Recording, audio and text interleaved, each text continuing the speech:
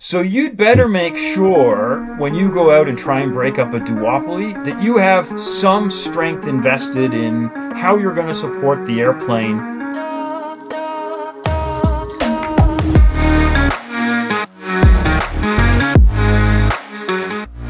This is the Time on Wing podcast. Welcome back. I'm Courtney Miller with Visual Approach Analytics. With me, as always, Garrick Deschavon of Collateral Verifications. Garrick, who are we talking to today? Good afternoon, Courtney. We have the pleasure of speaking with Ross Mitchell today. Ross is currently VP of, and he's got a huge long title, so he must do a lot. But he's he's basically VP of Strategy, Business Development, Marketing, Communications, and Business Operations at Mitsubishi Heavy Industries, I guess the regional jet division, right? Since they bought Bombardier's regional jet division. He was VP and regional VP for Bombardier for, umpteen years. So he has got a great feel for the regional jet market, which will be really interesting to talk to him today about with kind of what's going on. But he's also, I don't know if he still is or he was, but board member for ERAA and as well as AIA, sorry. And on top of that, he's got several degrees and a bunch of accreditations. One in economics from McMaster University. He's got a Juris Doctor degree from the University of Toronto. He's got executive education accreditation from Ivey School of Business, University of Western Ontario, and I'm going to mispronounce this, but Schulich Business School, York University. So he is obviously very well educated. He is certainly a good friend of ours, so it'll be very fun to speak with him today and kind of get his takes on what's going on and how he got started. So Ross, this is your time on wing. Just a quick intermission before we continue with the show. We do get a lot of questions about how our listeners can support the show, and frankly, the easiest way is to continue the spirit of the show, which is just to reach out to us at conferences. But we also run businesses as well, and you can support us by supporting a lot of the work that we do. You can support the work that I do through Visual Approach by visiting visualapproach.io, where we produce a lot of research and analysis, a lot of data visualizations. From my side, obviously, I focus more on the metals, so anything that's aircraft related, if you're looking for valuations, whether it's on aircraft engines, I'm happy to help with any of those types of projects. So we appreciate certainly the opportunities to work with all of you, and we certainly also appreciate just the fact that people are willing to listen to what we have to say and enjoy kind of our thoughts and takes on what we think is a fascinating industry. So thank you. Okay, back to the show. Ross, thank you very much for being on the show today. We do appreciate you kind of taking the time and chatting with us, especially since Courtney's here. I know you probably don't want to chat with him too much with your experience with him. But no, we do appreciate it. And, the way that we always kind of get things going is we'd love to hear, how you got into aviation, where did the passion come from? I know you've been doing this for a while, so we'd love to kind of get your take on how you got started. Yeah, thanks for having me. I really got started. My grandfather, my mother's father, was in the Air Force in the Second World War and was actually he did maintenance during the Second World War, and then afterwards he was assigned to some of the Air Force test programs. So he was actually one of the individuals who was involved in the CF-100 project. That's the airplane you can see behind me in black. It was the first Canadian all-weather interceptor built by Avro before they built the Avro Aero. Oh, wow. So he was involved with that. So I had many stories passed down to me, and I happened to live near the international airport in Toronto, so I could see airplanes flying out my back window at night, and they intrigued me, and I decided that was what I'd wanted to do from a fairly young age. And so as soon as I could, I joined the Air Cadets in Canada, and I learned how to fly gliders. Then I learned how to fly powered airplanes, and I eventually found my way into Bombardier. And that came first, right? Did you do gliders before? Yeah. Which is probably the best way to do it. But that's no joke, right? Like there's no go around. There's no go around. There's no backup. And I still remember when you first start flying. I mean, Courtney, you'll recognize this. When you fly a powered airplane and you do a stall like a Cessna 172, it just burbles around a bit, but it doesn't do anything. When you do a stall in a glider, there's no power, so the nose just goes over. And, the first time they ever did a stall, you're supposed to in a glider, the nose goes over and you're supposed to push it down further. And I panicked and pulled it back, like immediately panicked. So did you go to another stall? It's not going to recover ever.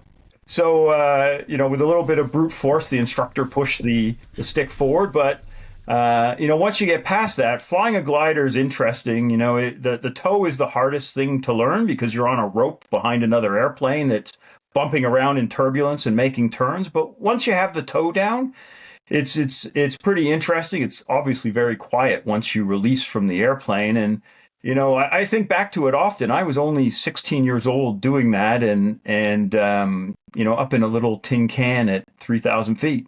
Yeah. Now, do you still fly gliders or do you still kind of keep it up or?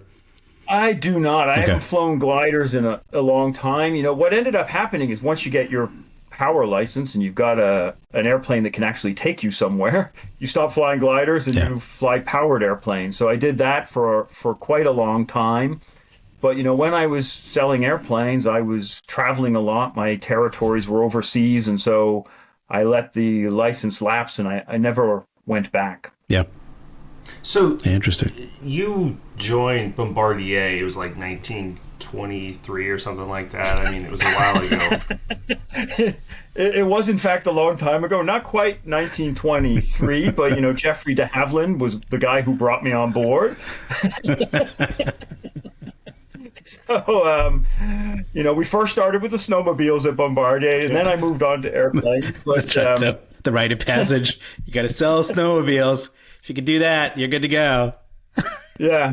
They would throw a snowmobile at us, and they'd say, if you can sell a snowmobile, you can sell an airplane. And you had to sell one snowmobile in Florida, and then you were good to go. In Florida.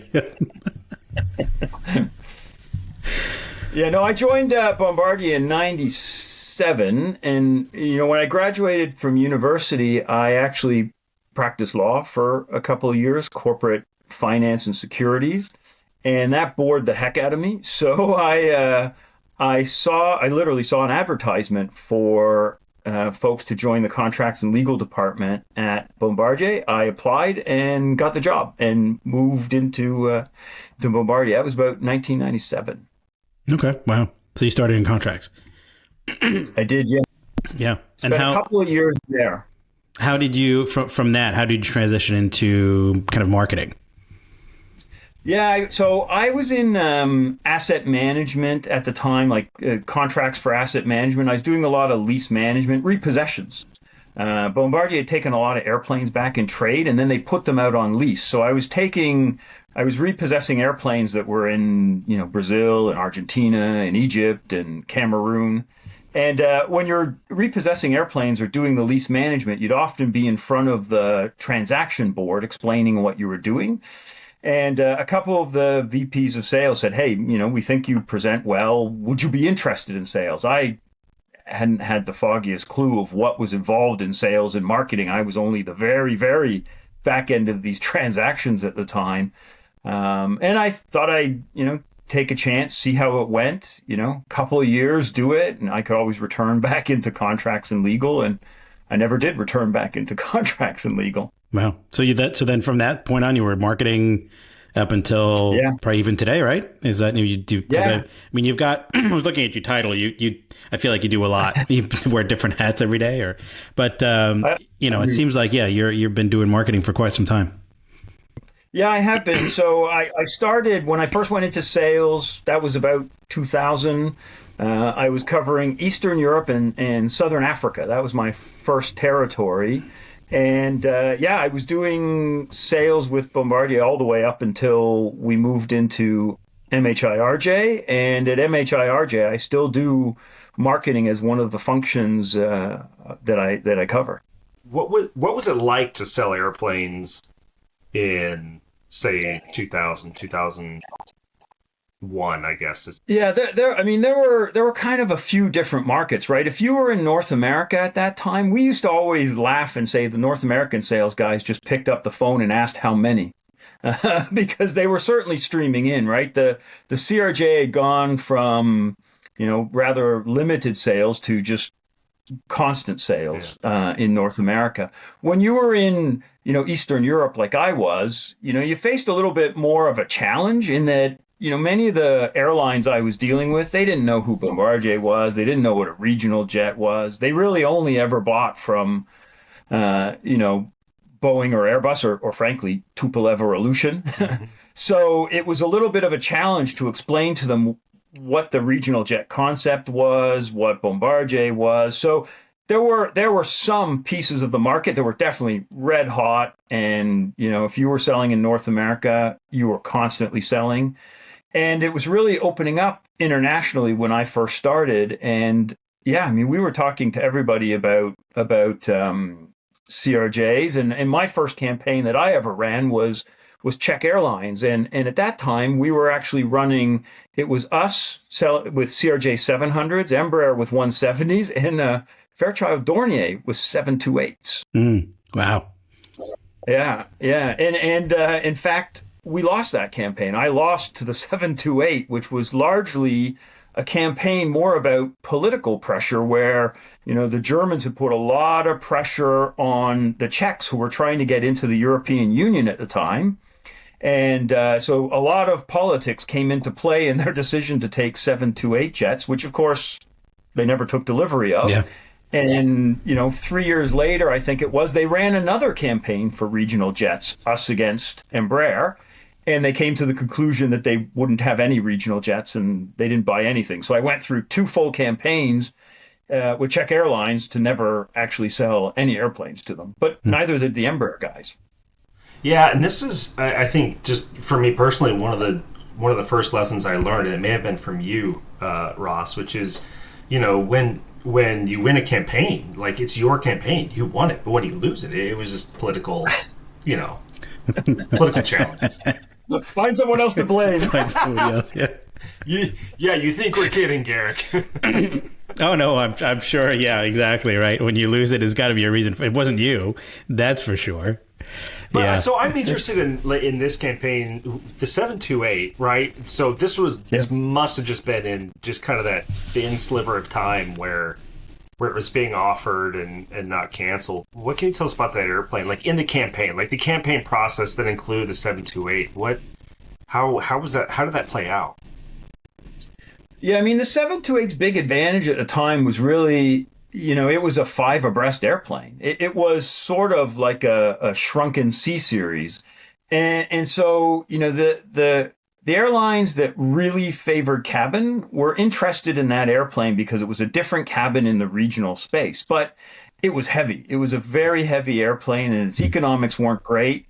But of course, Fairchild Dornier was selling it as something close. They were suggesting it was close to a CRJ in terms of economics, but its weight was significantly more. It was heavier than an Embraer 170, and the Embraer 170 burned much more fuel than a CRJ-700 because the 700 is a lot lighter.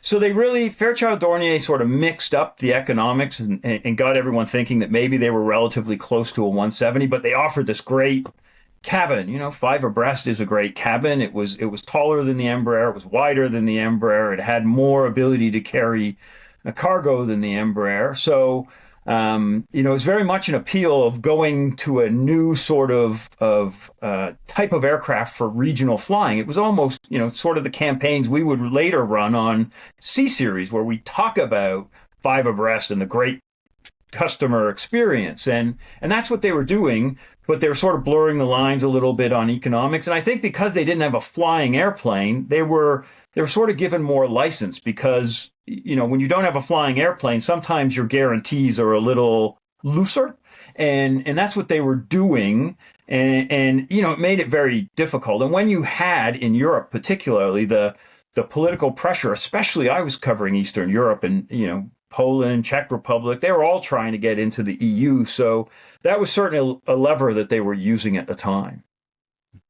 So one of the One of the things I remember most about some of these campaigns, particularly the C-Series campaigns, were the... So we would hear often comparisons to, say, the 787, which, sounds great, but at the time, in an early program, the promise of an airplane was seen as a very negative thing. But if I go back before the 787, was that the same? So I'm thinking more for the 728, I guess, in these regards. But the aircraft that came before it, the 777 was largely successful right off the bat. You had the G, the 320s, you had the CRJ do well, you had the E-jets and the ERJs do kind of what they said they were going to. I guess maybe the Saab 2000. Yeah. But did they have the same hill to overclimb to climb over in proof, or were they able to kind of be given the benefit of the doubt in those regards? I think they were largely given the benefit of the doubt. We certainly didn't hear people doubting their ability to deliver an airplane on time and according to the specifications. Not in the way, you're right. When we were doing C-Series, one of the disadvantages right away was the 787 had gone through a number of problems in its early development and into its entry into service. And we would constantly be asked, how are you going to be different than them?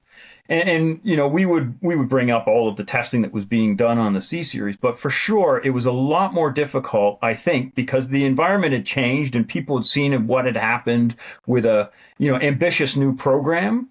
The 728 wasn't as ambitious, right? There wasn't a carbon fiber wing. It wasn't a GTF engine. It was all sort of standard stuff, just a bigger fuselage than what had been presented before. So they didn't have the sort of obstacles that came in the way when you were trying to build a newer airplane with newer technology. Fly-by-wire, we had fly-by-wire on the C-Series, and there were lots of questions from customers on, it's the first time you've done it, how are you going to do it?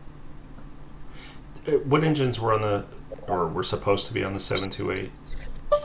Those were CF-34s. I think it was CF-34s. So really what you're saying is there were airlines that had no mathematical skills whatsoever. Well, yeah, I think, like I said, I think they were given a lot of leeway at the time. But in the end, I think the only deals they did were Lufthansa, which was, a home market, and Czech Airlines. There was maybe one other before they ran into financial troubles and eventually disappeared. So the CF-34 8D3. Yeah. Wow. So that's like the CRJ-900 and 175 engine, isn't it? Mm-hmm. It is. Okay. I did not know that. That's fascinating. Yeah. So like you say, if the same engines, and then all of a sudden you've got a bigger, heavier airplane. Yeah. You would think how is it not going to be more expensive to operate? But I'm sure they. In fairness to Fairchild Dornier, that's not even what killed that program, right? I mean, they just kind of ran out of money. To fund it?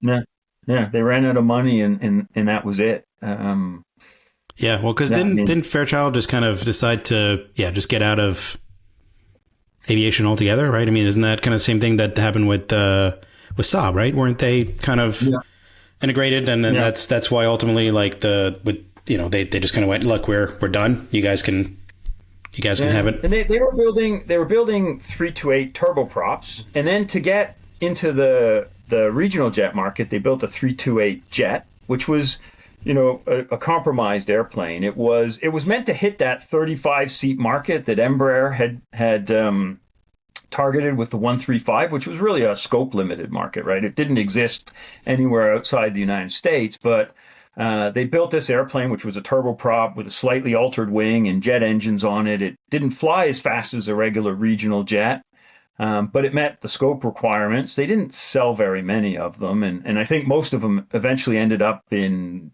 charter and private uses, because as an airliner, it didn't quite work. It really wasn't a lot faster than a Q400. So, and I know we're spending more time, certainly than I expected, on the 728. Hey, I'd take it where it goes. But it does kind of raise the question, and one that I know you're qualified to answer, or at least think through here, is, so if we'll go back to this time frame. We're talking 2000, turn of the century. You have Fairchild, you have Dornier. I'll separate those two, but they were one at the time. You had Saab, you had Embraer, ATR, Bombardier, both through the regional jet as well as the de Havilland product. How would you classify like the survivors and what differentiated the survivors from the not survivors? Really kind of through that decade and really in through the next. Yeah. I mean, the survivors in that sort of turboprop market were really the ones who had a product that was capable of hitting multiple markets. So, at the time when I first started, we were selling on the Dash 8 side, we were selling 100, 200, 300, 400. So you could go all the way from 37 seats all the way up to, eventually 90 seats. And so it allowed you to talk to a bunch of different airlines, and it allowed you to sell a 300 to somebody and then graduate them up to the 400. And, we sold airplanes into Flybe, for example. And the advantage we had with Flybe was they actually took 200s, 300s, 400s, and CRJ-200s in their first order. Now, that's a bit of a strange order for what was only, I think, 17 airplanes at the time. But because we had a variety of different solutions for them, it really was attractive to them. And if you think about the ones that disappeared, Jetstream only really had, the 31 was the only airplane that was really half decent. The 41 was a bit of a stretch, and the ATP never really worked. It was literally a stretch. It was literally a stretch. The Saab 2000 was a decent airplane, but again, the jump from the 340 to the 2000 was maybe a bit too much for some of the airlines, going from sort of a 30-seat traditional turboprop that's pretty slow to a high-speed turboprop of a much larger size was different. We had the ability to bridge people from that 37-seat to a 50, which was basically the same airplane with just a few more seats. And when you went to the 400, you were obviously a little more experienced because it was more of an airplane to handle. It was faster, it was bigger, all of those things. The Q400 is as long as a 737. Right? It's a big airplane, and I think sometimes people fail to recognize how big an airplane it is. And it is a fast aircraft with decent range, so you really need an airline to have experience to take that on. I think the Saab was similar, but because you had the 100, 200, and 300, you could really, cater to what the airline required better than what anyone else could. ATR also had that ability with the 42 and the 72, so you could really, match whatever the airline required. And it wasn't, I walked into airlines on more than one occasion where originally we were talking about 200s, and we ended up selling them a 300 because they thought they needed the 200 for some of the performance attributes, but they didn't.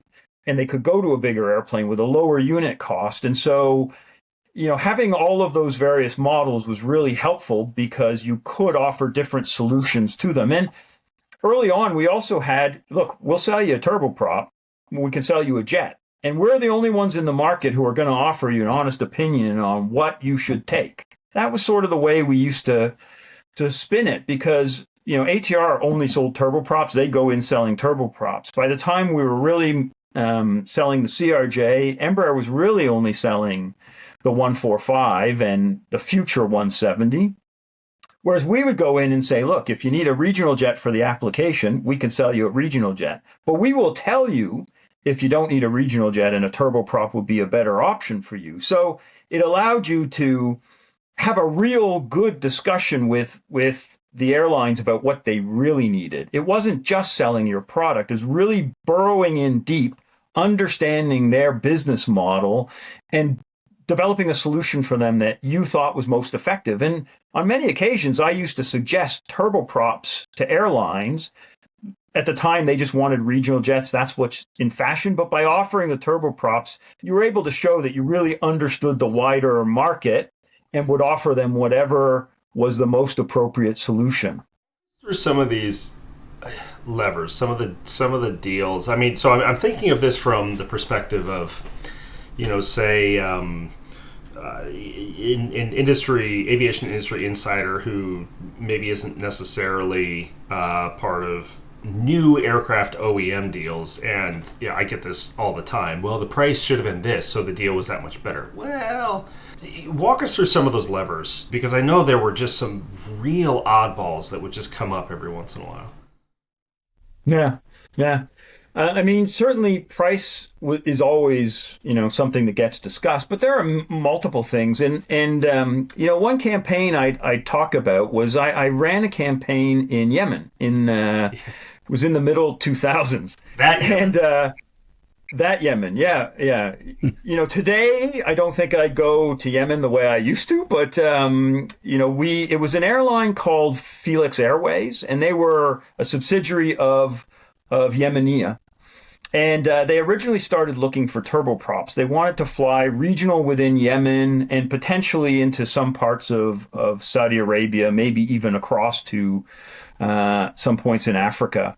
And so we were up against the ATR-72, it was Q400 ATR-72. Yemen is Sana'a, the main base is 6,500 feet above sea level, and it's often sort of 25, 30 degrees C. So it's ISA plus 15 and 6,500 feet of elevation. So, the real selling points for the Q400 in that space were, it wasn't limited on takeoff because it was very good performer. It could do the legs because Yemen's quite a large country, so it could do the legs. And yet it had the turboprop economics. And so a lot of what they wanted was the performance as well as deliveries. Deliveries are often one of the big deciders. And if you can offer an earlier delivery, then that can make a big advantage for you. But they were certainly looking for performance, and price wasn't necessarily the driver there, because ATR was always a lower price than the Q400 because it's, face it, it's a less capable airplane. It's going to come with a slightly lower price. So we ended up selling them the Q400, and then the SAS incidents happened where they had a couple of landing gear incidents. And the president of Felix called me up and said, well, we're not taking those airplanes. I know we just signed for them, but we're not taking them. And so we ended up in a campaign, CRJ-700 versus Embraer 170. And again, performance played a role. It was sort of weird. The Embraer has a limitation on pressure altitude that's not very well known, but if you're operating at an airport, a main base that's 6,500 feet, you can actually have some issues with the pressure altitude sitting on the ground. And so the performance of the CRJ-700 was actually one of the deciders. Price and delivery, yes, they certainly played a role, but it was really the performance of the airplane. The CRJ-700, as Courtney, having flown the airplane, is a great performance airplane. And so it did not struggle with the high altitude, hot temperatures that you get in Sana'a. So that was really the decider there for that airplane. But, I ended up running two campaigns over about a 2-year period, going in and out of Yemen, and had the fortune to be there one time when somebody had a mortar attack against the American embassy there. So, some interesting times for sure. Yeah. But you were hanging out at the Canadian embassy, so no issues. Yeah, there is no Canadian embassy. So the instructions were, if you get into trouble, leave.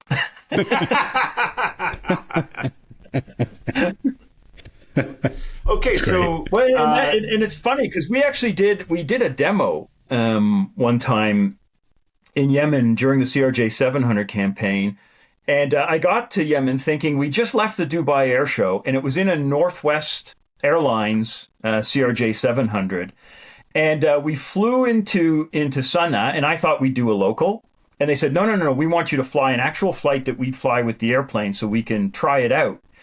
And I wasn't, particularly happy with that idea because, Northwest Airlines at the time had a big American flag on the tail. I don't know if you remember that livery, but it was quite a large American flag. And so we ended up going to a place called Taiz, which is in the middle of the country. And when we landed, we had to get off the airplane and do the obligatory handshaking with the airport general manager in a room inside the airport. And the whole time, the airplane with the big American flag that I was responsible for was sitting out on the tarmac. So, a bit nerve-wracking. Yeah, a little bit. Yeah. It was a deal for 6. They only ever took 2 before they started running into issues because things were deteriorating in the country even then. And, okay, so what happened to those 2 airplanes? Where are they now? The airplanes were destroyed by the Saudi Air Force, is my is my memory of it. By the Saudi Air Force? Yeah, during the recent interaction between Yemen and the Saudis, yeah. So this was recent? This was, I'd say, like 3 years ago. Oh wow. Goodness, I didn't realize that recent. Okay. Yeah. Huh. Yeah. So what you're saying is there's an opportunity there to sell 2 more airplanes. Yeah. I suppose. Yeah. Felix doesn't exist anymore. I don't know what's left of Yemenia at this point. Yeah. But it was interesting times for sure. Selling the airplanes into Yemen. Oh, interesting. Yeah. So I'd love for you to if you take us into maybe some of the things that you're doing today with Mitsubishi. Yeah. Obviously your role is a little bit different, but what are you guys kind of doing today? Yeah. So today, we basically Mitsubishi purchased the entire CRJ program from Bombardier, and so a number of people moved over with the program. Today, our focus is really keeping the airplanes flying. We're the type certificate holder at MHIRJ, and we have 2 large maintenance facilities, one in Bridgeport, West Virginia, the other one in Tucson, Arizona, and we have about 30 lines of maintenance, so we're the largest maintenance provider for regional aircraft in the world. So I'm responsible for strategy and business development as well as communications, a few other things with respect to the company. So, we're looking now at how do we go about leveraging the skills and the assets we have today beyond just the CRJ. So today we do 1 line of maintenance on the 145 for Piedmont, but we're certainly looking at other opportunities. These days with the shortage of labor for maintenance techs, we certainly think that the facilities we have, the experience we have, can leverage us into other markets as well. But today, frankly, the big challenge is just keeping the people you have, maintaining all of the CRJs that are out there today. We certainly see more business come at us today than we can take in. The CRJ market is in a bit of a recovery. I wouldn't say like Alpa says that the pilot shortage is over. It's eased a little bit. I think partly because, there aren't as many deliveries coming in from Boeing in particular. So that helps a little bit. And consequently, there's more CRJs flying today than there was a year ago. But it's hard to find the maintenance technicians to be able to even do the business we have today.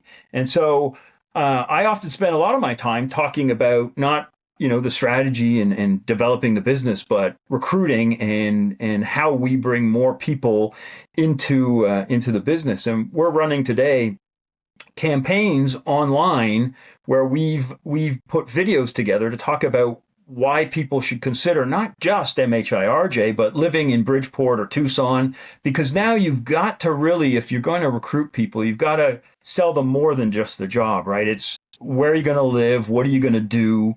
You have to be much more involved in the recruiting process now than maybe in the past where you put an advertisement somewhere and people would show up. Today, it requires a lot more because there is a shortage, and that shortage is going to continue for a long time. Yeah. Well, and you're definitely seeing that the lack of, I think, interest in terms of getting into those fields, right? It just seems like today's generation has kind of lost a little bit of that interest, and so it's hard to get people to kind of start doing apprenticeship or anything else, because it's not like you could just go right into it, right, and jump on an airplane. It takes time to get those skills, but it certainly seems to be something that's across the board. Yeah, there are different sort of technicians within our facilities, right? We have certainly A&Ps are sort of the longest lead time to train. And but we have structural technicians who do structural work on the airplane, and that requires less training than an A&P, and it might be someplace where you start. And we're actually shortly opening an academy in West Virginia to train people from scratch and make them structural technicians, and they can come and apply. Our first cohort starts in May. We pay them while they go through the process. It takes about 8 to 10 weeks for them to train, and then they will go out on the floor and apprentice a little bit. So that's one step. And then once you're a structural technician, you can do the training at a college to get your qualifications to become an A or a P or an A&P, whatever the case may be.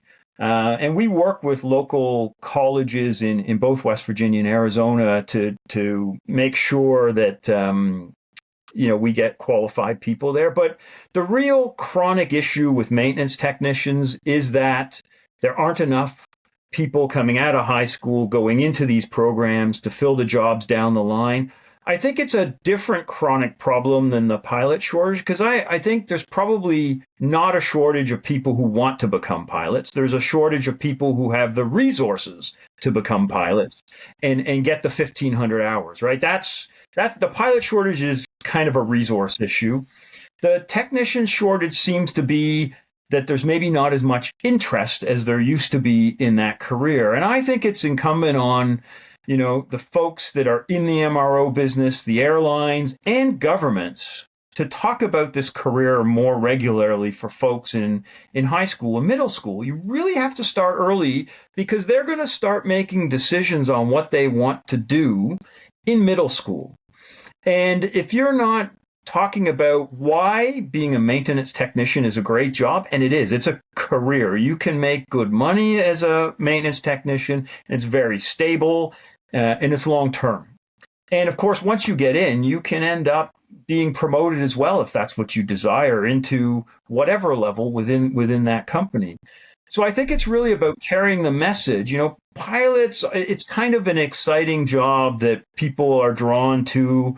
I was drawn to it when I was younger. Many people are drawn to that. But I think with the technician job, you need to explain to people what it is, because they may not understand what it is and what the pathways are. Like, how do you get there? What's required? What do you have to take in high school? And what do you have to do after high school? There's no one website where you can go and simply type in, how do I become an aircraft technician, and get an answer, right? Nowhere. It's ChatGPT. So, yeah, that'd be interesting to see what they say. Don't trust the answer you get there. But, I think explaining the pathway, how you go about doing it is the most important thing. And we need to, on all levels, be talking to people when they're in middle school and high school about these opportunities. Yeah, that's true. I mean, I think it probably gets mislabeled in terms of like, oh, it's kind of like being a car mechanic, right? You can, but it's quite a bit different. It's a bit more, complicated, and you're dealing with complex machines, and you're dealing with, it's a whole different industry. Do you think, I mean, obviously this has been an ongoing issue for a while. Mm-hmm. Is there a level of automation that's being created to be able to handle some of the workload, or is that something that's difficult to replace? It really is difficult to replace, because it's one thing on a production line to be able to put a piece in place, but when you're thinking about maintaining an airplane, it's taking parts out, moving them around, putting them back together in tight spaces.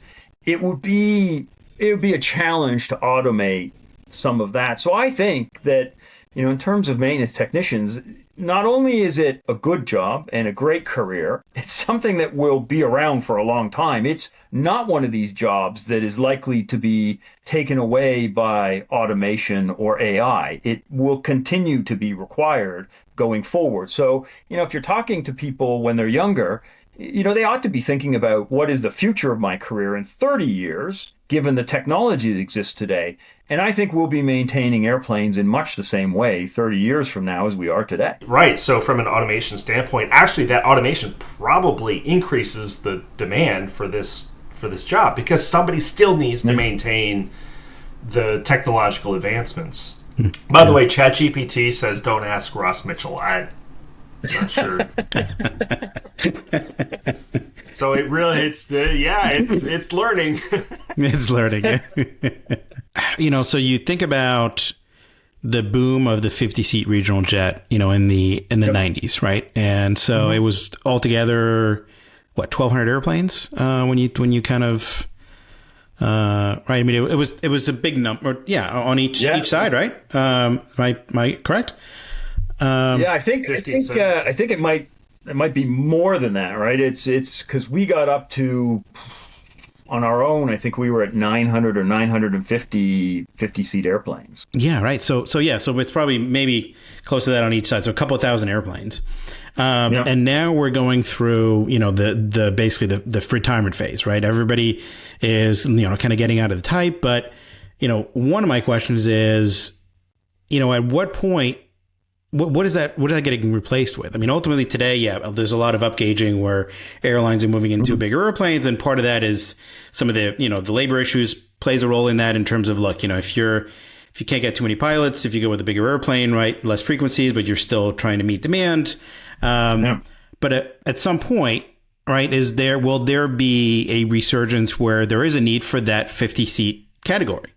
And who's going to be there to fill that? It just feels like on the smaller side, when you start getting into the 50 and less, there's just no players out there these days, right? I mean, you're running out of companies. And so I'm just trying to get a sense of is there a point where we could see demand for that size airplane? Because it is as I looked at it, or as I was told, right, it was a great airplane to be able to develop markets, right? That was the intent of the airplane. So love to get your take on that. Yeah, I mean, there's nothing out there right now. There's not really anything on the drawing board to replace the 50-seaters. What's happened to date is they really have replaced 50-seaters with 70-seaters. So they've taken 70-seat airplanes and they've reconfigured them. So you've got the CRJ-550, which is just a CRJ-700 with 50 seats. Right. So it comes with some extra cost, but by putting business class seats into the airplane, you can pay for it by virtue of some of the yields you get off of business class.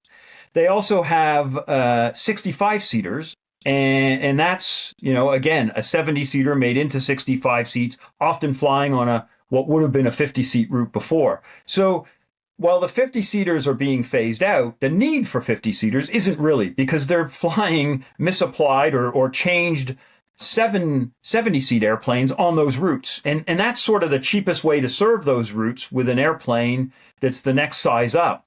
And you even see with some 90-seat airplanes now, you see them being outfitted with 70 seats, and they're flying on, and that's a scope clause issue. Yeah. So they end up flying on some of these 50-seat routes because you can't fly a bigger airplane than that. So I think there's still a requirement for 50-seat airplanes down the road. I don't really know how it gets filled because nobody's looking at that. It could be that you continue to take larger airplanes and simply configure them to put them onto those smaller routes. But of course, some scope clauses won't even allow that. The reason for the 550 is because the 700 is the only airplane that can meet United's scope clause with respect to weight for 50-seat airplanes.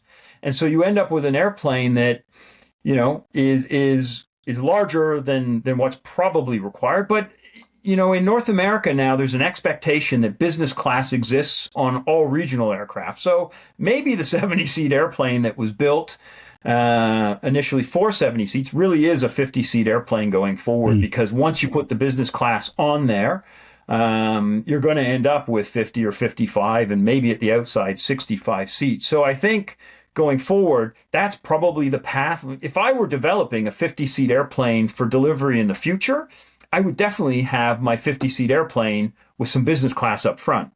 So that really is a lot closer to what a 70-seat airplane is today. Let's assume it's 2005, okay? We all have more hair. I have 20 less pounds. Look great. And the question to you in 2005 is, we got the J31, the Metro, and the Beech 1900 leaving the market, 19 seats. What's going to replace this 19-seat market? What's the argument then? Try to ignore the last 19 years and what actually happened. Like, what was the argument then? How is that different than us talking about the 50-seater today? Yeah, I guess, I mean, I get the point. I guess the thing is, those airplanes, in terms of the amount of routes they took up versus what 145s and 200s took up, was a lot different, right? I mean, what the CRJ and the Embraer 145 did is they developed the hub and spoke network to an extent that the J31s and the Beech 1900s never did, right? And they were often flying niche and not in and out of hubs, right? Sometimes they flew in and out of hubs, but it wasn't always. It was a lot of those units ended up on point to point that was not connecting hubs at all. It was point to point between two places that couldn't have a larger airplane. And so when they disappeared, there were certainly places that no longer got service or frequent service. And sometimes what would happen is the 50-seat jet would fly once or twice a week instead of daily into some of these places. And that's how they all got replaced. So, you might think in the future, a larger airplane flies less frequently. And some people have suggested that. I just don't think that a lot of the places that 50-seat jets go today are going to put up with the idea that they now only get a once weekly service on a 150-seat jet instead of a daily service on a 50-seat jet. And we're talking about larger towns and cities being cut off now. A J31 no longer flying into a place, that place is probably pretty small, and there's nothing else that really can service it. We're talking about large cities now. I mean, the town where we have our facility, Bridgeport, West Virginia, the whole urban area is 40,000 people. And today they only get a flight from a 145 of Contour. That's it. That's all that flies in and out of there as to service. And if that goes away, that's it. They're cut off. And okay, you can drive to somewhere else to catch the flight, but it's not as convenient for folks. So I think the difference probably is with 50-seat jets versus 19-seat turboprops is you're now starting to cut off much larger urban areas than you were before. And I don't think that can continue to happen without some serious reverberations with respect to how the economy grows and how fairness in the transportation system is seen by some parts of the United States. Well, consider 2005 was, we had at least twice, the U.S. had twice as many legacy airlines. Maybe a little bit more. I'm trying to remember if the Air Wisconsin Airways. So instead of 3, forget, setting Alaska aside for a second, but instead of United American Delta, we had United American Delta, Northwest, U.S. Airways, Continental, who else? Maybe America West, and just because I can't remember when that went down, which had a regional, right? Columbus, remember that? Well, and Phoenix too, right? And so the first 900s went to America West. That's right. They're still kind of around. Yeah. And what I find interesting as we try to understand this the spectrum of what's possible, what can happen. Look, there's an argument either direction that ultimately fails. Either the argument is that, look, we're just going to keep going to bigger airplanes. Well, that fails at some point because not everybody's going to drive to New York to fly the daily, hourly A380 to LA. Or drive to LA, right? I mean, obviously, right? So we know that it ends, it stops somewhere. But on the other side, like, we have lost small markets in the small sector. So where is that threshold? And I think what you kind of described there is what we're seeing is the available, used, amortized, owned 70 and 76 seaters being pushed into those smaller segments because they're still required. Yeah. And so that, along that line of thinking of those two spectrums, we're very close to the threshold point at which, okay, this now needs to continue happening, whether it's 50, whether it's 70, the number of legacy airlines that we have in service But still, moving forward, the smallest aircraft in production, I mean, Sky Courier, Twin Otter, that type of thing, but the smallest aircraft in production is the 175 on the regional jet side. Mm-hmm. Yep. ATR-42, yes, but it's more specialized missions. The ATR-72 not really being sold into the U.S. or Canada on a new aircraft basis. Well, maybe let's separate it into two, because it's easy to talk about new aircraft, which is the 175 today from that regional perspective. But what about the existing fleet? Does this kind of buoy the use case for the existing fleet of aircraft that are already out there? Does this accelerate the decline? How do you see that? Yeah, I mean, absolutely. I see, existing 700s and 900s out there are going to stay in service for quite some time because there isn't a replacement, right? And if you think about the 700 is a very light 70-seat airplane, which the whole reason it can do a 50-seat mission is because it's very close in terms of weight and economics to a 50-seat CRJ-200. Much closer than a 170. So it's kind of a first choice airplane now to service some of those routes. So today, if you were looking for a pre-owned CRJ-700, good luck. There aren't any available. It's a very difficult airplane to find because the U.S. airlines want to have them to continue to maintain service to some of those 50-seat markets. Similarly, with the CRJ-900, you can fly a CRJ-900 with 76 or 70 seats and still easily be profitable. And so the 70 and the 90-seat CRJs now become de facto the replacement of the CRJ-200s flying on those routes because they are the cheapest airplanes to fly on those routes. Maybe a 175 backfills some of the larger, more expensive routes because the 175 is a little more expensive to fly. But ultimately, it's going to be that the CRJ-700s and 900s are going to be in service until there's something to replace them. And like I said, there's nothing on the drawing board today. So you're a decade and a half away from whatever could potentially replace them. So they'll stay around. They're going to stay around. They have lots of life left in them. And, frankly, the regional jet market will continue to exist, certainly in North America. What we've seen is maybe in some other regions of the world, they get retired, but they immediately make their way to North America and find themselves in service here.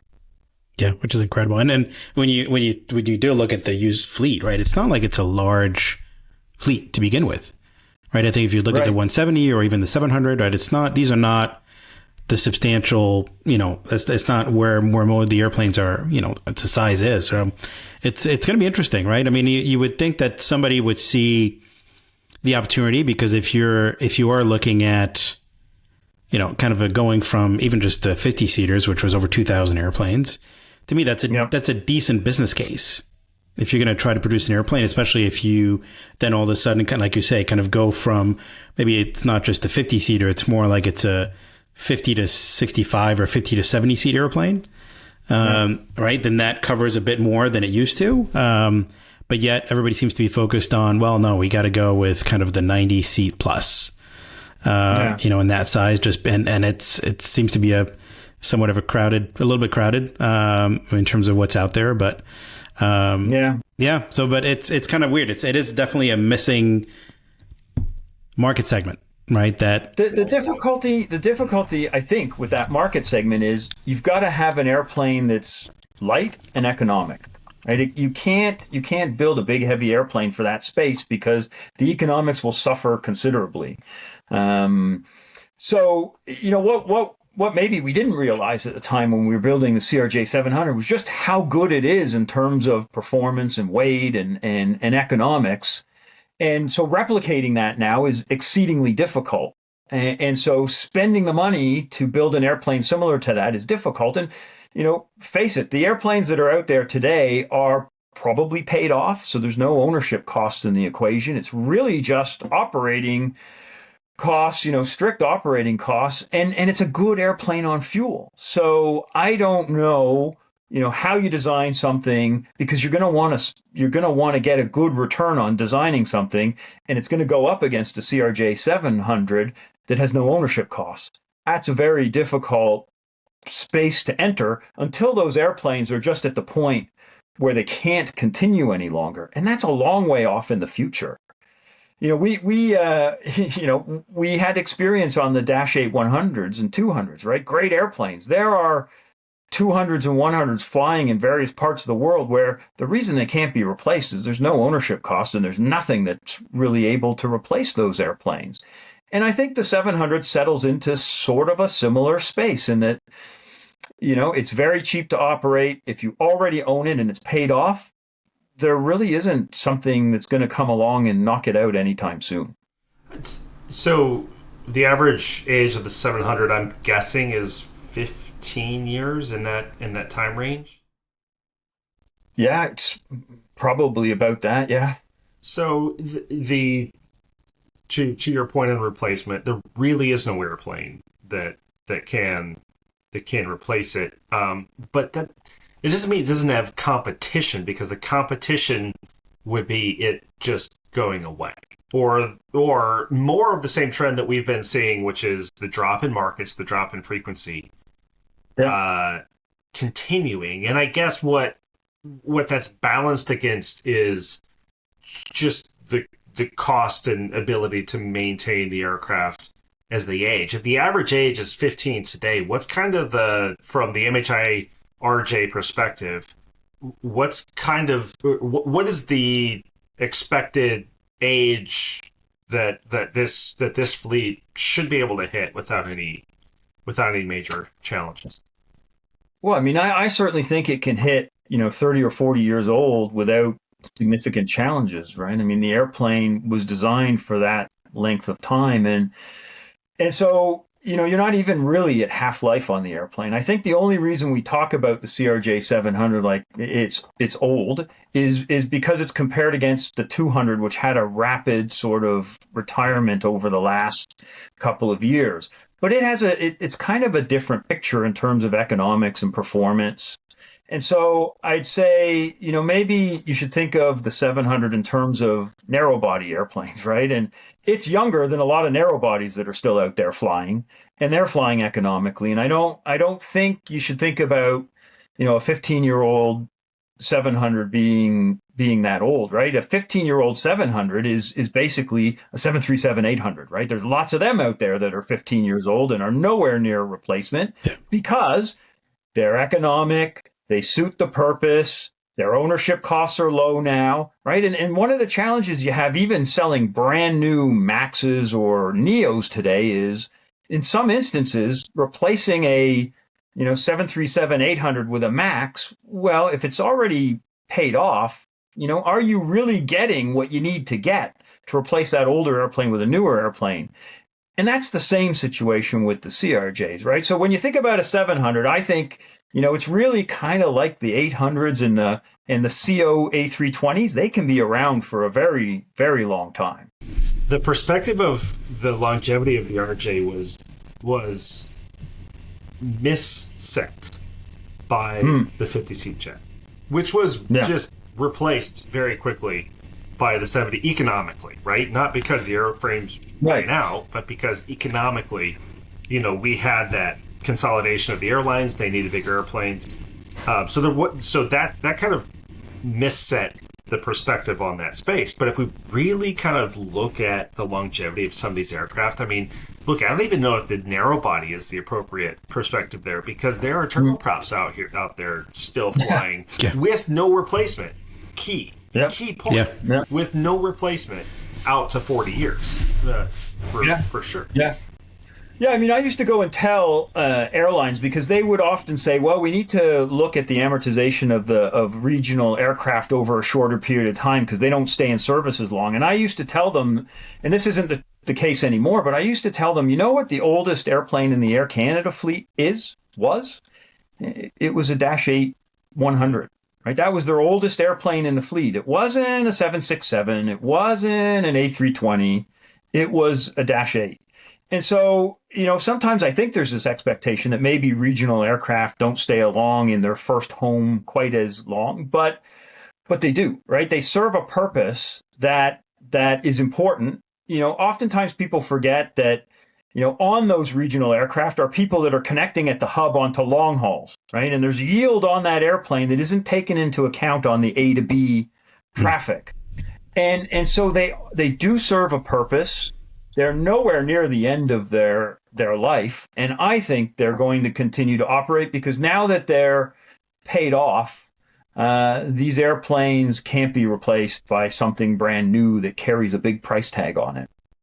Yeah. So what's funny is when I started my career, when I was started doing appraisals, right? In the community, in the industry, we looked at, everybody asked about, what do you think about the useful life, right? Which at that point, even the 50-seaters, it was still new. It was kind of like, we're not really sure. It's kind of, it's undefined. And I remember, everybody kind of talking about, well, it's probably going to be like, I don't know, 17 years, maybe 17 to 22 years was kind of the useful life of that airplane, right? Which if, those airplanes have long eclipsed that kind of time frame, right? And then now you're talking about on the 700s, which I think people kind of felt, that's probably maybe a little bit longer, but if you're talking like 30, 40 years, right, nobody would have in their right mind kind of gone, oh yeah, I can see those airplanes flying for that long, right? It's amazing how things develop and change. But, and to Courtney's point, right, it does come down to replacements, right? And ultimately, if you have no other option, no shiny new toy that you can replace it with, you're going to do what it takes to replace it. And I think the Dash 8s fall in that category. I think the CRJs, potentially the 700 will fall in that category. If you look at, Saabs, if you look at Twin Otters, right? I mean, Twin Otter, you've got to replace them, but it's a much more expensive replacement. If you're going to go with the 400 series. But it's amazing, right? And for those operators, they're looking at it going, well, even if there is a replacement, it's going to be probably 4 or 5 times what the cost of my airplane today. And my airplane works great today at that price, not 4 to 5 times more expensive. So it's a real challenge. And don't exclude Embraer and ATR from that calculation either, right? So even though those airplanes are coming down the line, consider an ATR 72. If you're flying around a 20-year-old ATR 72-200, I don't know if they had those then, that the replacement for that airplane is not a brand new ATR 72-600 because the economics blow up, right? You can't do that. The replacement for that airplane is probably a 15-year-old 500. Right? And then in 5 years or 10 years or 15 years, it's going to be a 15-year-old 600. And then in another 15 years, we'll have teleportation, so it won't matter. Right. That will be retired, so it won't matter anyway. I mean, you're right, Courtney. I think sometimes people forget the ownership piece of the equation, right? It is a significant slice of the pie. And in the regional space, like a brand new ATR 72 doesn't burn a lot less fuel than an older ATR 72. It really doesn't. And it certainly doesn't burn the ownership cost less.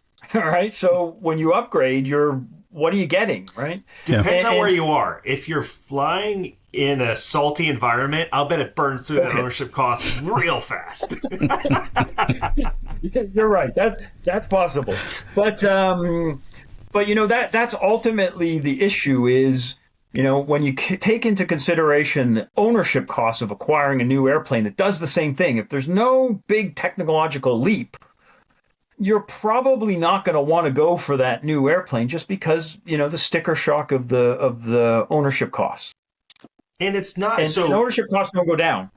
No. Right. Yeah. Right. No, clearly not. And it's not just, I don't want to pay more for a more expensive airplane. It's almost like some of these airlines that we're talking about are of the size where they're kind of like at the cash accounting level, right? Yeah. Allegiant is clearly not at that level, but I use them as an example of this isn't just, you take ownership and you add operating cost, and the combination of those two are the economics of the aircraft. Allegiant figured out very early that ownership costs and operating costs do not work the same. Right? If you take the high ownership cost, it locks you in. You're paying that. Once a month. That bill, that check is going out the door. Where Allegiant, and just as an example, figured out with MD-80s very early that, wait a minute, I'll take the higher operating cost, a very low monthly fixed cost, and if my airplane doesn't make money, it sits. The flexibility, and that happens at these smaller regionals all the time. Mm-hmm. I think one of the things, you cannot control revenues. You can control costs, right? Yeah. Costs are within your ability to try and keep under control. Okay, there's inflation and escalation and things of that nature, but for the most part, costs are within your control.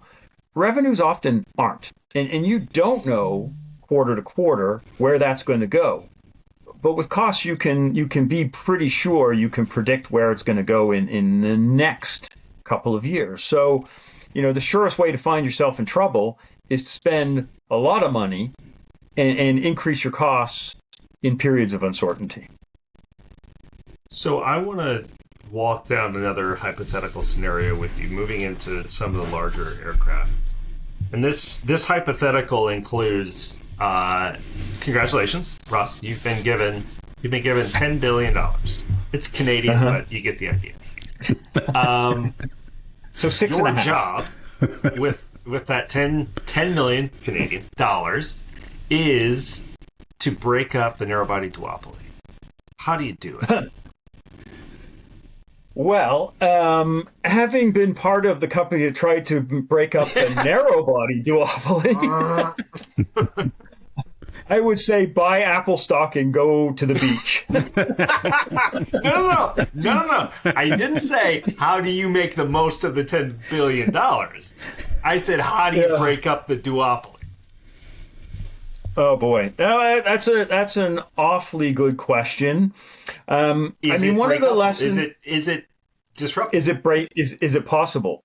Yeah. Well, I'd say, look, a lot of money will be spent by whoever tries to break up that duopoly. A lot of money will get spent on focusing on the airplane itself, right, and the technology you can build into it. But the one thing I learned in the C-Series program is what really made us stumble on that one was the airlines' lack of faith in the aftermarket support we might be able to have on that airplane. And the number of times I went to see airlines, they weren't concerned about the technology in the airplane necessarily, because a lot of it was sort of understood, carbon fiber wing and fly-by-wire. It had been on other airplanes. It'll get sorted out. But it was really, how are you going to support the airplane once it's in service? So I'd certainly want to make sure that I'd sorted some of that out up front, because that's really the piece that tripped us up on the C-Series. I had one airline executive tell me, look, if I buy a Boeing or an Airbus and it doesn't work, that's Boeing and Airbus's problem. If I buy a C-Series and it doesn't work, that's my problem because I took the risk. So you'd better make sure when you go out and try and break up a duopoly that you have some strength invested in how you're going to support the airplane when it's out there, because that's the thing they're going to ask. Now, if I had to go and start someplace, I guess maybe I'd start middle of the market and work my way up, because nobody's sitting in the middle of the market. And in 10 years, the A321XLR is going to be an older airplane, and you're going to have an opportunity maybe to slip into that space before Boeing does, because they have all sorts of other things in their hands. But, for sure, the C-Series worked because it went into a space that the other manufacturers weren't paying a lot of attention to at the time. And if we got the sort of aftermarket piece sorted out, and if the company had its finances figured out, maybe that would have worked, right? And it could have been expanded into larger sizes. So I think, a similar approach could work, starting in a space that maybe isn't completely occupied today. Like, I wouldn't want to go straight in head to head against the A350 and the 777. I don't know how you'd break up the duopoly going into that space. Yeah. But again, if you went small and moved up, it could work. But you better be ready to face the questions of, Airbus and Boeing are good. I know in the aftermarket they're going to take care of me if my airplane's not working. They'll take care of me. Engine issues aside, obviously these days, but clearly. That's the weakness you're going to have, and those two competitors are going to pound on that weakness every day when they go in to see those potential customers. To your point of, if you buy Boeing and Airbus and it goes south, it's Boeing or Airbus's problem. We have CEOs today who, even after Boeing's challenges, said, no, we're doubling down because this is where we want. I'm thinking of Bob Jordan. I'm thinking of Scott Kirby, right? United Airlines, that nobody can say anything negative, and he's a great CEO, but he totally whiffed on this and got a pass, a huge pass, because now today it's Boeing's fault, and it largely is their fault, but he doubled down on that. He tripled down on it, probably even more than that if you consider the number of aircraft that were committed to after the challenges. And still, no accountability to that. It's probably a strong word, blame, somewhere between blame and accountability, right? Because it is due some of that. So even given the current situations, it's still relatively risk-free to go and even sign up with Boeing amid their crazy challenges right now, both earned and those exaggerated, right?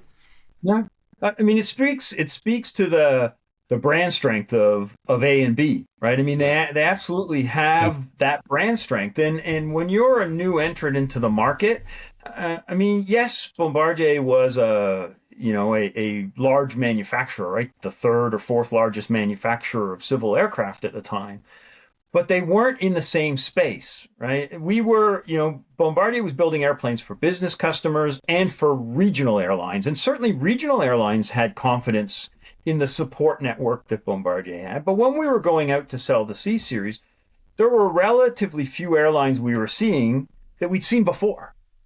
Right? The decisions often weren't made when we were selling CRJs. You weren't seeing British Airways. You weren't seeing EasyJet or Ryanair or Southwest on a regular basis, right? Those airlines were brand new when you were trying to sell C Series. You would have been going into them without any real relationship, and they don't have experience of who you are or what you can provide.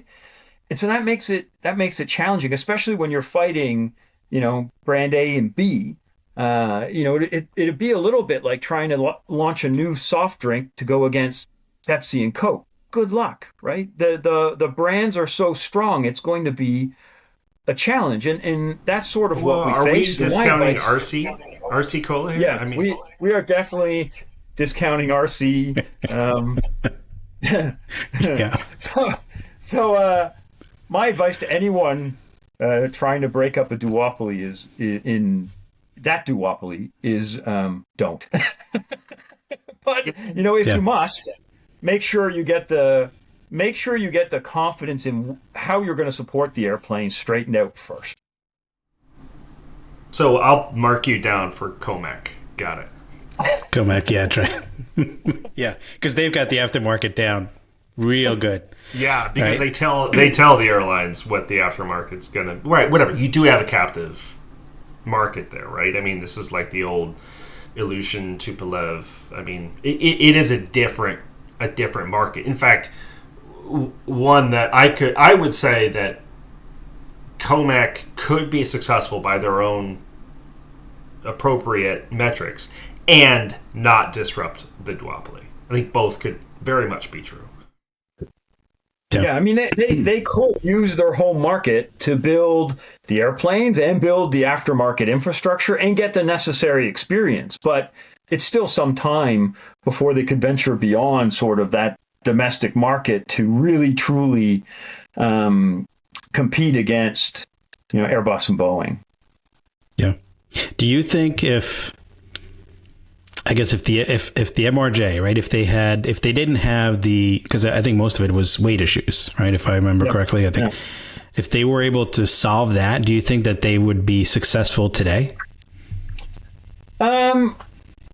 Yeah, I mean, I guess solve the weight issues and come under scope, you mean, right? As well, because I mean, if the airplane had come under scope the way it was designed, it would have been successful, right? I mean, it was a good design. When it first came out, before we saw, the weights of the aircraft, we were quite concerned about what it might mean for the CRJ, because it had a taller cabin. It was a little bit wider. Certainly it's a more of a standard airline configuration with the engines under the wings rather than at back, and it definitely could have been an interesting airplane if the weight allowed it to get within scope. But I think I spent a lot of years on conferences and panels with various people from MRJ, and I think they always assumed the scope was going to move. Yeah. And Embraer assumed that too, right? So it wasn't just them. And I think the one thing we've learned, especially since COVID and the fact that you can't even raise the retirement pilot age because the union opposes it, and they have some strength in the industry, right? And if they don't want scope to move, scope isn't going to move, and that was fatal to both the E2 and the MRJ. The MRJ, looked like a very good airplane for the regional space because it would have been a larger cabin, and it had some features that would have been interesting for sure. But as always with the U.S. regional market, you better understand scope, and you better understand what the pilots' unions are doing, because ultimately that's the entire game. Yeah. And when you don't understand that, you make decisions that maybe aren't the best decisions. All of the CRJs were designed around a specific scope, and the 200 ended up within the. I mean, the 200 wasn't designed around a scope. Scope came after, but ultimately, scope is what determines the aircraft that you can fly. And the CRJ was originally just the 200 and the 700. The 900 only came along because Bombardier stopped building or stopped designing an airplane called the BRJX. But the 900 was then developed to make sure it got within, it was as light as possible to stay within whatever scope requirements might arise. Yeah. So what was the BRJX? The BRJX was an airplane that was designed sort of 90 to 110 seats, 5 abreast. So it would have been we would have built a 200 and the 700 and then the BRJX. And it would have been, I think, 110 and 130 was the original concept. And it was when they decided not to go forward with that because the company didn't want to risk that kind of funding. They canceled the BRJX, and that's when the 900 came along. The 900 wasn't part of the original plan, but they stretched the 700 into the 900. And as it turned out, it was very successful. And it was when we stretched the 900, Embraer came out with the 175 because they didn't originally have the 175 in the plane. Right. It was 170, 190. Yeah. And then somebody had the bright idea to do the 1000. Yeah, they're like, you know what? Let's keep stretching it. Let's keep doing it. Which, by the way, is still hands down the most economical airplane in that segment. Like, it's not even close to the economics on the airplane. It just didn't really have the performance that you might expect. Yeah. I mean, from an economic perspective, the airplane, really can't be touched. It's just. The seat costs on that airplane are phenomenal. The issue always it was a bit of a compromise in terms of the performance. So it really only worked in certain places. Like the reason you see it in Europe is because Europe, is low and cold, not hot and high. Right. And it didn't do well in hot and high environments. So it sort of limited where you could sell the airplane, and it was outside scope.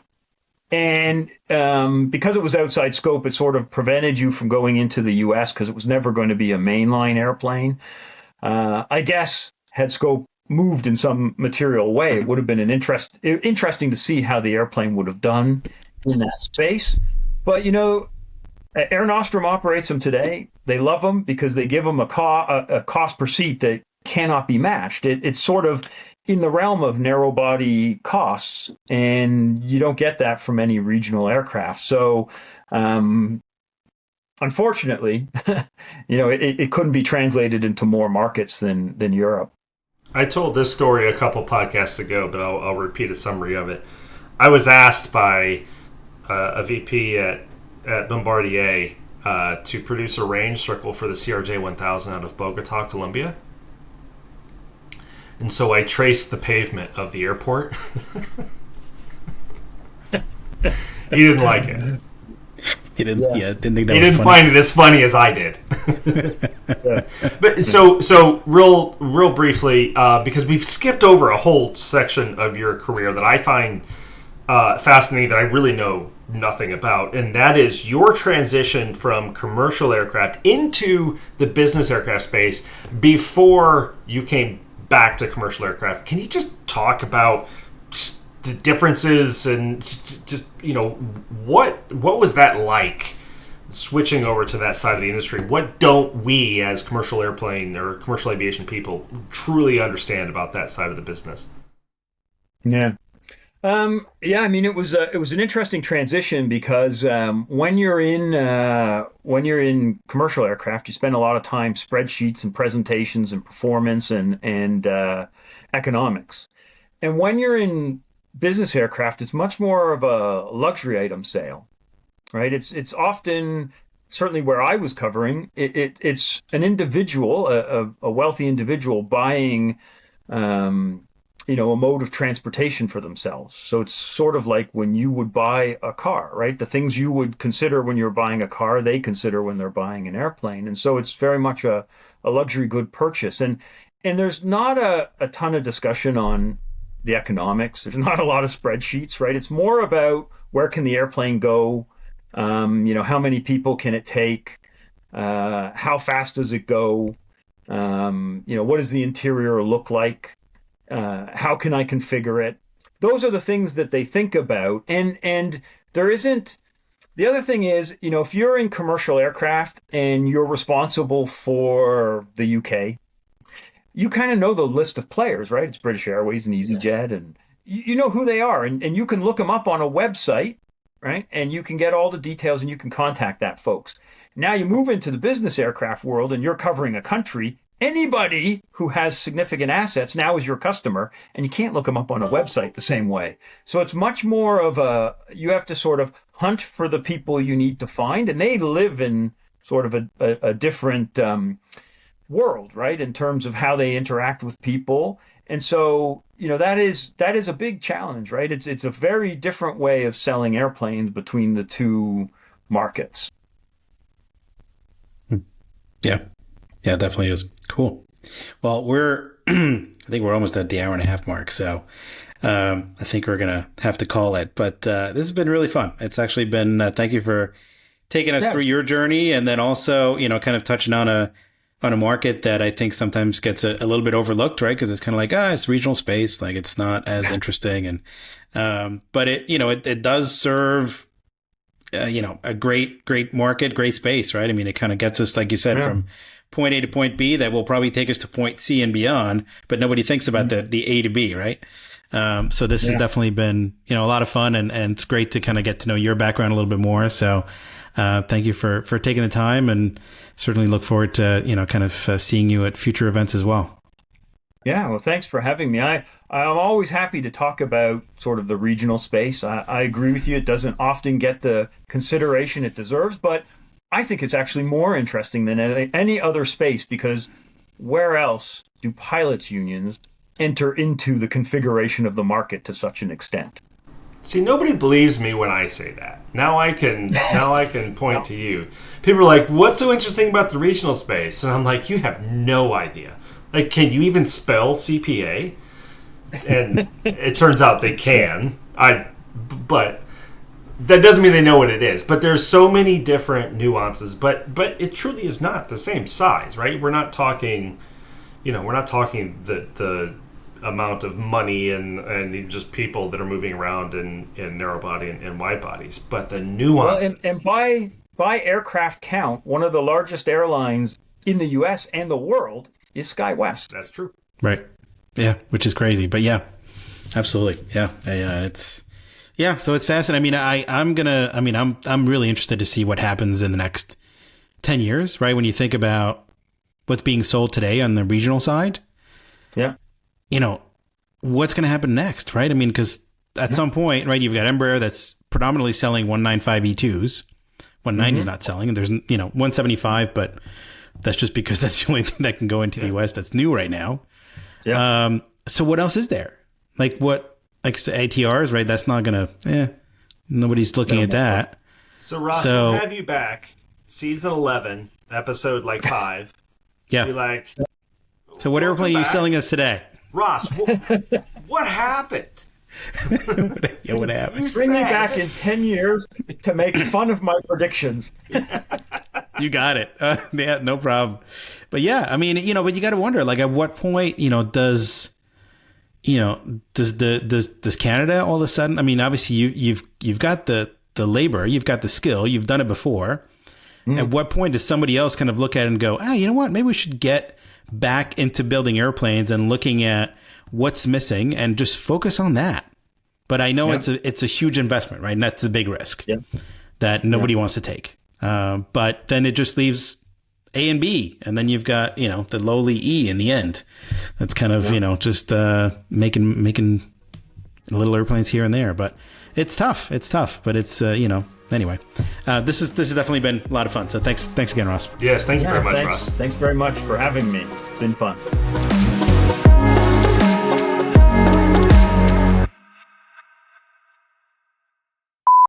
I'm going to make shit up. Nice. That's you're so good at that. You're so good at that. Specialmente. Yes, the Courtney Miller specialty. Yeah. Oh, you want the chef special. Chef special. All right. One pile of bullshit coming up. All right. Yeah, one pile of bullshit. I'm pretty sure Mary had a little lamb.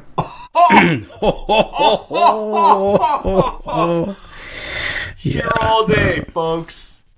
Wow. Yeah, it's going to be a great day.